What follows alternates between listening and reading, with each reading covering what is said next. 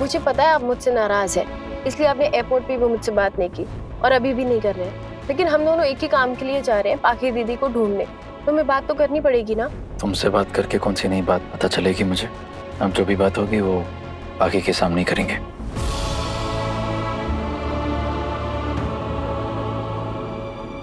लेकिन पाखी दीदी पुणे में जा कर रही है। शिंदे ने आपके साथ लोकेशन शेयर की होगी ना, मुझे भी दिखाइए। तुम क्या करोगे देख के? वहीं लेके जा रहा हूँ ना। अब फिर भी दिखा दीजिए ना।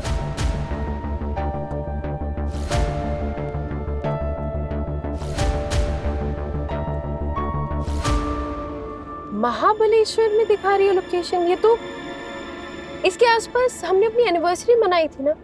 जानता हूँ, इसीलिए नहीं दिखा रहा था।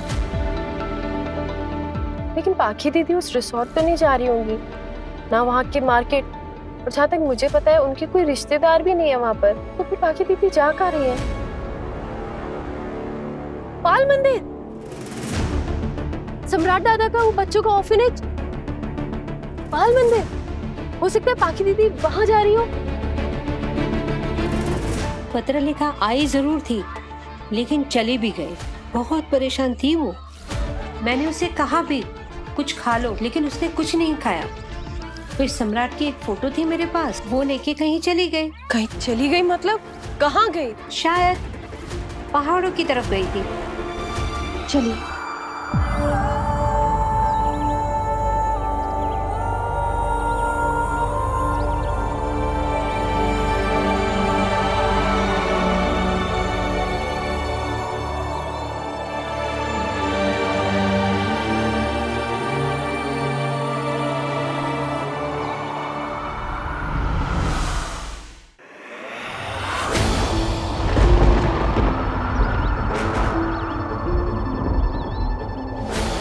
रुक जाओ।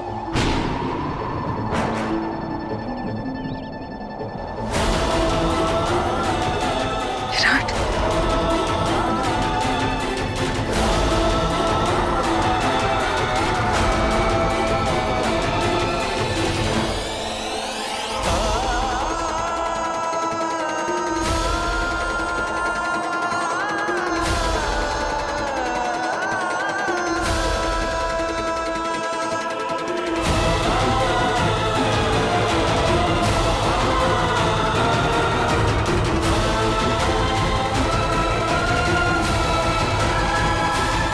पाखी, तुम ठीक हो? क्या कर रही हो यहाँ पर?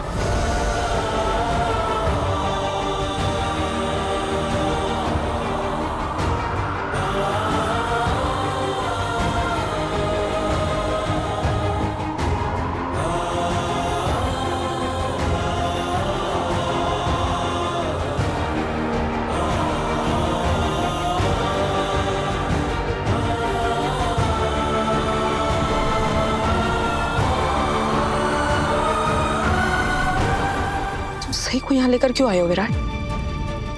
तुम जानते हो ना कि मैं इसी की वजह से चुपचाप उस घर से निकल आई थी। आपके पेट में मेरा बच्चा है पाखी दीदी, और आप घर छोड़कर आ गई बिना किसी को बताए। और आप यहाँ क्या करने जा रही थी? पाखी, कहीं तुम अपनी... नहीं विराट, मैं अपनी जान देने नहीं आई थी। हालांकि सही के टॉर्चर करने की वजह से मेरे मन में ये ख्याल बहुत बार आते हैं, लेकिन मैं इतनी भी गैर जिम्मेदार नहीं हूँ कि मैं तुम्हारा बच्चा अपनी कोख में लेके कोई गलत कदम उठाऊंगी। तब मैं कोई भी फैसला लेने से पहले इस बच्चे को ध्यान में रख के लेती हूँ। मुझे खुद से ज्यादा अब इस बच्चे की परवाह है विराट। अगर आपको इस बच्चे की परवाह होती ना, तो आप घर छोड़कर आते ही नहीं। और मुझे तो समझ में नहीं आ रहा आप यहाँ करने क्या आई है? मुझे तुमसे कोई बात नहीं करनी। एक मिनट सही, शांत रहो, मैं बात करता हूँ। पाखी, मुझे एक बात समझाओ। मैंने तुम्हें तुम्हारे कमरे तक छोड़ा, उस वक्त तुम्हारी बातें सुनकर मुझे ये जरूर समझ में आ गया कि उस कागज पर लिख कर देने वाली बात से तुम हर्ट जरूर थी, लेकिन तुम्हारी बातों से ऐसा बिल्कुल भी नहीं लग रहा था कि तुम घर छोड़कर आ जाओगी। ऐसा तो क्या हो गया अचानक कि तुम यहाँ पर आ गई? और ये सब मेरा इतना बड़ा कदम उठाने के पीछे और क्या वजह हो सकती है विराट? सही, इसी की वजह से मुझे ये सब करना पड़ा। लेकिन पाखी, तुम शांत हो गई थी ना? तो फिर ये सब क्यों? तुम्हारे हर एक सवाल का जवाब, मेरी हर एक तकलीफ की वजह एक ही है विराट, सही। इतना सब कुछ होने के बावजूद भी इसने अपनी जिद नहीं छोड़ी। जब मैं किचन में पानी लेने गई थी ना, तब मैंने इसे अश्विनी मामी से बात करते सुना। मुझे पाखी दीदी से इस पेपर पे साइन करवा ही लेना चाहिए ना। सही, मेरी बात मानोगी? कुछ महीनों की तो बात है ना, उसके बाद में बच्चा जन्म लेगा, वो तुम्हारी गोदी में खेलने वाला है, कहाँ जाएगा? सही, मेरे मना करने के बावजूद तुमने आई से ये सब कहा? आप भी तो मेरे मना करने के बावजूद काफी सारी चीजें करते हैं। शायद यह आदत आप ही में से आई होगी, और आप मुझे अच्छी तरह से जानते हैं ना, मैं एक बार जो बात ठान लेती हूँ वो करके रहती हूँ। लेकिन इस बार तुम्हारी मनमानी नहीं चलेगी। सही, मेरी बात बाद में करेंगे, अभी आपकी बात करते हैं। पाखी, तुम अपने आई के घर जा सकती थी, किसी रिश्तेदार के घर जा सकती थी, यहाँ क्यों? पहले बाल मंदिर और फिर इस चोटी पर।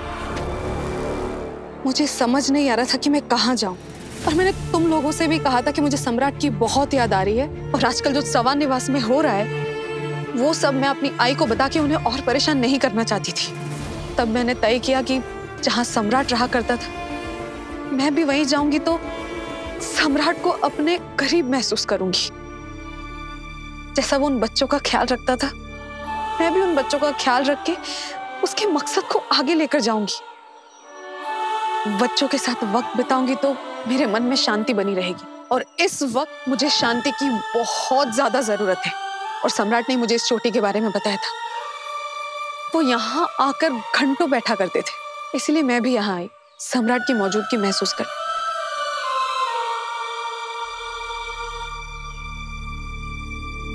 जीवा को तो मैं भी बहुत याद करता हूँ, लेकिन तुम्हारा इस हालत में ये सब सोचना एक बहुत बड़ी बात है। पाखी, पाखी, अगर तुम यहाँ आना चाह रही थी तो मुझे क्यों नहीं बताया? मैं तुम्हें यहाँ लेकर आ जाता। तुम्हें बताते विराट? हाँ? रियली? मैंने तुमसे एक बार आइसक्रीम खिलाने के लिए मुझे बाहर ले जाने को कहा, और तुमने ये बात सही को बता दी, और सही ने मुझे कमरे से बाहर निकलने तक नहीं दिया। उसने आइसक्रीम घर में मंगवा ली थी। और अगर मैं तुम्हें बोलती कि तुम मुझे महाबलेश्वर ले चलो, और तुम ये बात सही को जरूर बताते, और ये मुझे तुम्हें यहाँ पर लाने नहीं देती, इसका बस चलता ना तो ये मुझे कमरे में बंद करके रखती। और तुम भी अच्छे से जानते हो कि सही ऐसा कर सकती है। देखा सही, मैं कह रहा था ना तुमसे, पाखी को ऐसा लगता है कि वो इस घर में कैद है, बंद है। और उस कागज वाले ड्रामे के बाद मेरा दम घुटने लगा था उस घर में। मैं वहां नहीं रह सकती थी, मुझे बस वहां से कैसे भी करके निकलना था। और जब मैं निकली तो मैंने तय किया कि मैं यहाँ आऊंगी, मैं बाल मंदिर में रहूंगी, उन बच्चों का ख्याल रखूंगी, और जब तक डिलीवरी का वक्त नहीं आ जाता मैं किसी से नहीं मिलूंगी। नहीं पाखी दीदी, आप ऐसा नहीं कर सकती। मैं जो चाहे वो करूंगी। मैं तुम्हारी नौकर नहीं हूं जो तुम्हारे हिसाब से चलूंगी, और ना ही कोई छोटी बच्ची जिसे तुम बार बार सिखाओ कि क्या सही है, क्या गलत, क्या कर सकते हैं, क्या नहीं, समझी? और अब जब तक डिलीवरी का टाइम नहीं आ जाता मैं यहीं रहूंगी विराट, और सही वक्त आने पे मैं खुद तुम्हें फोन करके बुला लूंगी।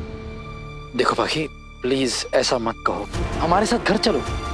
तुम्हें सच में नहीं पता घर वाले तुम्हें कितना मिस कर रहे हैं, तुम्हें कितना याद कर रहे हैं, और तुम्हें लेकर कितना परेशान है। मैं जानती हूँ विराट, घर में सब बहुत परेशान होंगे, लेकिन उस घर में एक शख्स और भी है, तुम्हारी बीवी, जिसे मेरी बिल्कुल भी परवाह नहीं है विराट। जब से मैं प्रेग्नेंट हुई हूँ ना, ये तब से और भी ज्यादा स्वार्थी हो गई। आपको मैं स्वार्थी लग रही होंगी, लेकिन मैं जो कुछ भी कर रही हूँ ना, वो मेरे अंदर की माँ मुझसे करवा रही है। मैं सिर्फ अपने बच्चे का ख्याल रखना चाहती हूँ और कुछ नहीं। बस सही, बहुत बकवास कर चुकी हो तुम। बिना माँ का ख्याल रखे तुम एक बच्चे का ख्याल कैसे रख सकती हो? तुम्हें लगता है कि मैं एक मशीन हूँ? हाँ, मैं जानती हूँ कि ये बात मैं बार बार बोल चुकी हूँ, और तुमने मुझे ऐसा महसूस करवाया है, और मैं क्या करूँगी? पाखी दीदी, आप बस, मुझे तुमसे और बहस नहीं करनी। ये इन्हीं सबसे तंग आकर मैं यहाँ आई हूँ, तो तुम प्लीज चली जाओ यहाँ से। मुझे तुम्हारी शक्ल तक नहीं देखनी। कम से कम मेरी बात तो सुन लो। इतना सब कुछ होने के बावजूद भी तुम सही को यहाँ लेकर आए मुझसे बात करने के लिए, तो मैं तुम्हारी क्या ही सुनूंगी विराट।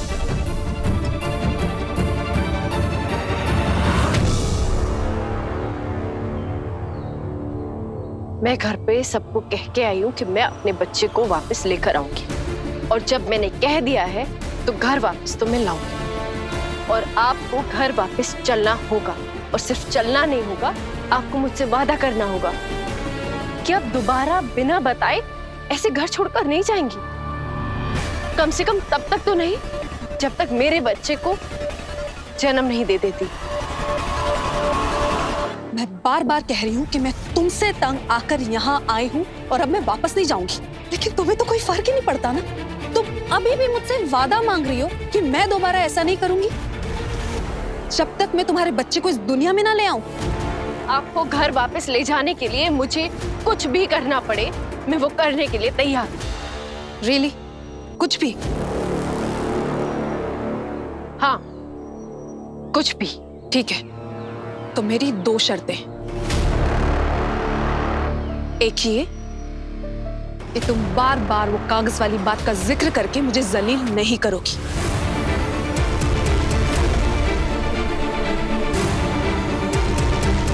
बोल दो ना सही, बोल दो उसे कि तुम नहीं करोगी जिक्र।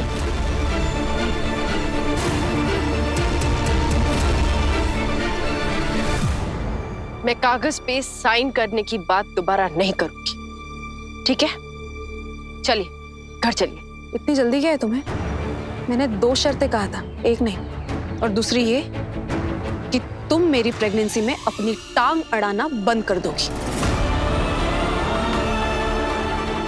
आपकी कोख में मेरा बच्चा पल रहा है, उसका ख्याल रखना मेरा फर्ज है। मैं आपकी ये शर्त नहीं मान सकती। इस बच्चे के 2 पेरेंट्स हैं सही, एक तुम और एक विराट, और मैंने सोचा है कि मैं उसी एक पेरेंट से बात करूंगी जो समझदार है, ना कि उससे जो दिमाग से थोड़ी हिली हुई। मैं किसी भी तरह से मेरी प्रेगनेंसी में तुम्हारी दखलंदाजी नहीं चाहती। विराट है मेरा यहाँ ख्याल रखने के लिए, तो तुम्हारी कोई जरूरत नहीं है मुझे। बोलो, शर्त मंजूर है?